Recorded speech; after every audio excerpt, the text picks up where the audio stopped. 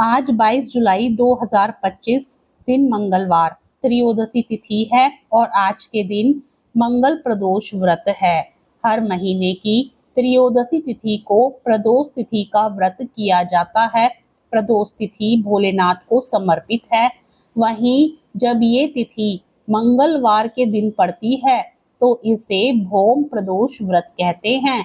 मान्यता है कि इस व्रत को करने से व्यक्ति को कर्ज और रोग से छुटकारा मिल जाता है। व्रत में कथा पढ़ने या सुनने का भी विशेष महत्व है। प्रेम से बोलिए शिव शंकर भगवान की जय, माता पार्वती की जय। सूत जी बोले, अब मैं मंगल त्रयोदशी प्रदोष व्रत का विधि विधान कहता हूँ। मंगलवार का दिन व्याधियों का नाशक है। इस व्रत में एक समय व्रती को गेहूं और गुड़ का भोजन करना चाहिए। इस व्रत के करने से मनुष्य सभी पापों व रोगों से मुक्त हो जाता है। इसमें किसी प्रकार का संशय नहीं है। अब मैं आपको उस बुढ़िया की कथा सुनाता हूँ जिसने यह व्रत किया वह मोक्ष को प्राप्त हुई। अत्यंत प्राचीन काल की घटना है। एक नगर में एक बुढ़िया रहती थी। उसके मंगलिया नाम का एक पुत्र था। वृद्धा को हनुमान जी पर बड़ी श्रद्धा थी। वह प्रत्येक मंगलवार को हनुमान जी का व्रत रखकर यथाविधि उनका भोग लगाती थी। इसके अलावा मंगलवार को एक ना तो घर लीपती थी और ना ही मिट्टी खोदती थी। इसी प्रकार से व्रत रखते हुए जब उसे काफी दिन बीत गए तो हनुमान जी ने सोचा कि चलो आज इस वृद्धा की श्रद्धा की परीक्षा करें। वे साधु का वेश बनाकर उसके द्वार पर जा पहुंचे और पुकारा, है कोई हनुमान का भक्त जो हमारी इच्छा पूरी करे। वृद्धा ने यह सुनकर बाहर आई और बोली, जी महाराज जी, क्या आज्ञा है। साधु वेशधारी हनुमान जी बोले कि मैं बहुत भूखा हूँ, भोजन करूँगा तो थोड़ी सी जमीन लीप दे। वृद्धा बड़ी दुविधा में पड़ गई। अंत में हाथ जोड़कर प्रार्थना की, हे महाराज, लीपने और मिट्टी खोदने के अतिरिक्त जो काम आप कहें वह मैं करने को तैयार हूँ।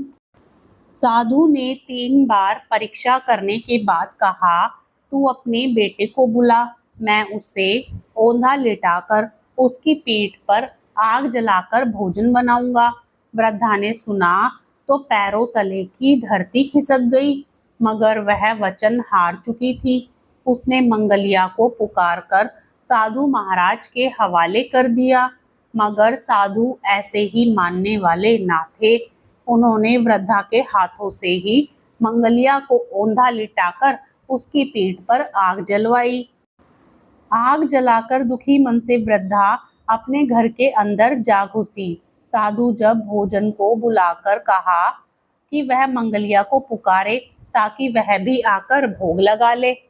वृद्धा ने आंखों में आंसू भरकर कहने लगी कि अब उसका नाम लेकर मेरे हृदय को और ना दुखाओ। लेकिन साधु महाराज ना माने। वृद्धा को भोजन के लिए मंगलिया को पुकारना पड़ा। पुकारने की देर थी कि मंगलिया बाहर से हंसता हुआ घर में दौड़ा आया। मंगलिया को जीता जागता देखकर वृद्धा को सुखद आश्चर्य हुआ। वह साधु महाराज के चरणों में गिर पड़ी। साधु महाराज ने उसे अपने असली रूप में दर्शन दिए। हनुमान जी को अपने आंगन में देखकर वृद्धा को लगा कि उसका जीवन सफल हो गया। मंगल प्रदोष व्रत के दिन भगवान शिव की पूजा करने से उनकी विशेष कृपा प्राप्त होती है और जीवन में सुख समृद्धि आती है।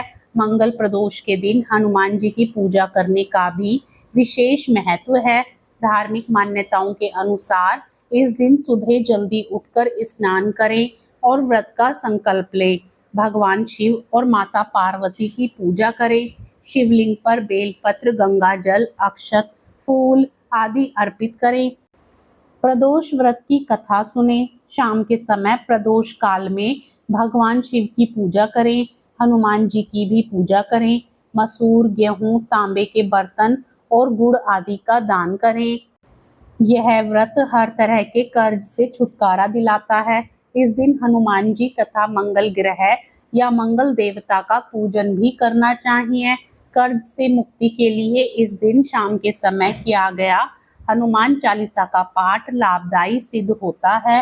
मंगल ग्रह की शांति के लिए इस दिन व्रत रखकर शाम के समय हनुमान और भोलेनाथ की पूजा की जाती है।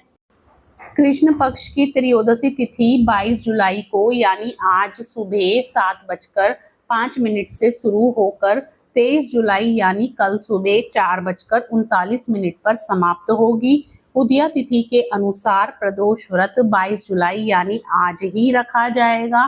प्रदोष व्रत उसी दिन होता है जब त्रयोदशी तिथि सूर्यास्त के बाद प्रदोष काल में हो और यह समय शिव पूजा के लिए अत्यंत शुभ माना जाता है। इस बार भौम प्रदोष व्रत का दिन बहुत ही खास माना जा रहा है।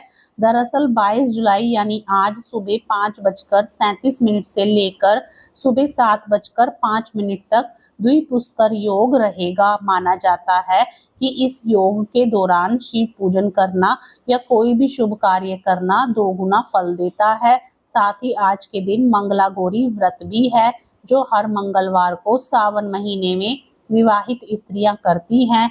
विशेषकर नवविवाहिता महिलाएं इसे अपने वैवाहिक खुशहाली के लिए करती हैं। प्रदोष व्रत की पूजा के लिए शुभ समय आज शाम 7:18 से लेकर रात 9:22 तक प्रदोष काल है। अगर यह पूजा प्रदोष काल में की जाए तो इसका फल और भी ज्यादा लाभदायक होता है। इस तरह की नित्य शिव पूजा से जीवन में सुख, शांति और समृद्धि आती है। ओम नमः शिवाय। जय भोलेनाथ। जानकारी पसंद आए तो वीडियो को लाइक करें, शेयर करें और चैनल को सब्सक्राइब करें।